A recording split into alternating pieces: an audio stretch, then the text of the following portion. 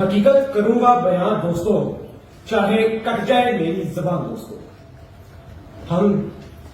ایسی قوم سے تعلق رکھتے ہیں صدر اہل وقار، جو یہ سوچ رکھتی ہے کہ جب تک ہماری پسند کا سیاستدان اس ملک کا وزیر اعظم نہیں بنے گا، کوئی مائی کا لال اس ملک کی ترقی کی لائن یہاں سے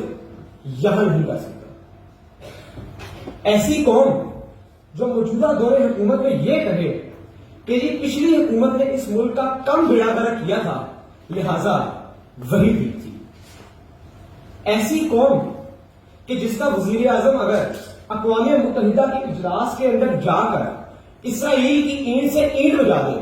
وہاں فلسطین کے حق میں آواز بلند کرے اور وہاں ایسا عمل کرے جس پہ پوری امت مسلمہ رش کرے، لیکن وہ وزیر اعظم ان کی پسند کا نہ ہو تو اس کے اس عمل کو ماننے سے ہی انکار کر دیتے ہیں۔ میری تقریر کو سننے والوں، ایسی قوم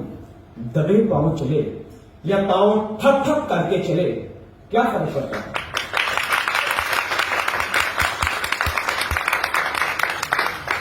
اگر فیض صاحب آج کے دور کے شاعر ہوتے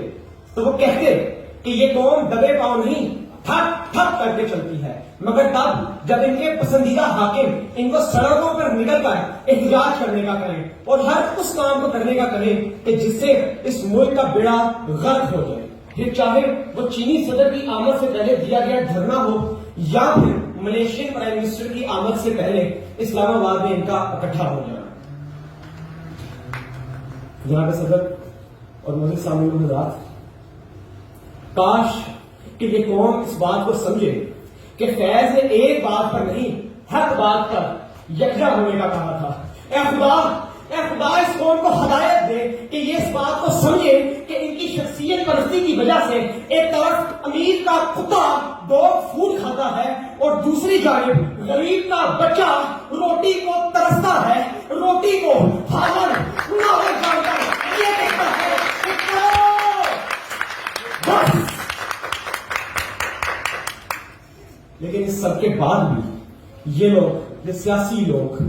ان اشعار کو اپنے حق میں سمجھ کے دوسری پارٹی کے لوگوں کو یہ کہتے ہیں کہ چلتے ہیں دبے پاؤں کہ کوئی جاگ نہ جائے، غلامی کے اسیروں کی یہی خاص ادا ہے، ہوتی نہیں جو قوم حق بات پہ یکجا، اس قوم کا حاکم ہی فرد اس کی سزا۔ میرے سامنے حضرات، حاکم تو وہ ہوتا ہے کہ جو حکم دے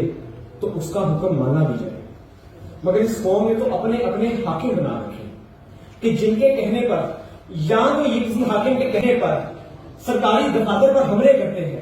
یا پھر ریلوے ٹریک کی پٹریاں اکھاڑ دیتے ہیں، یا پھر 9 مئی جیسے واقعات کراتے ہیں۔ انہی گروہوں کے ایک حاکم کے چنے گئے ابھی کے چیف منسٹر کی آڈیو لیک ہوتی ہے لانگ مارچ سے قبل، جس میں وہ کہتا ہے کہ یہ گنڈے بندوقیں تیار رکھنا، ہم وہاں سے اسلام آباد سے گزرنے والے قافلے میں کچھ لوگوں کو مار دیں گے اور حکومت پہ ڈال دیں گے۔ اور اس کے شاہد ان کی سیاست کی نظر ہو کر ان کے جلسوں، دھرنوں اور ریلیوں میں مر جانے والے وہ لوگ ہیں کہ جن کا لہو پکار پکار کر کہتا ہے یہ قاتل، یہ رہزن، یہ ڈاکو لٹیرے ہمارے نہیں، یہ وحشی درندے ہمارے نہیں، انہیں اب پکڑ کر سزا دو، سزا دو، سزا دو، انہیں اب پکڑ کر سزا دو۔ آج جب اس عنوان میں حق سچ کی بات کی گئی تو کئی چہرے یہاں پر منہ چھپا کر بیٹھے ہوئے۔ در حقیقت یہ الفاظ ان کے لیے کچھ اس طرح تھے کہ چلتے ہیں دبے پاؤں کہ ان کے ضمیر نہ جاگے، ان غلامی کے، ذہنی غلامی کے اسیروں کی یہی خاص ادا ہے، ہوتی نہیں جو قوم حق بات پر یکجا، اس قوم کا حاکم ہی فرد اس کی سزا، اس قوم کا حاکم ہی فرد اس کی سزا۔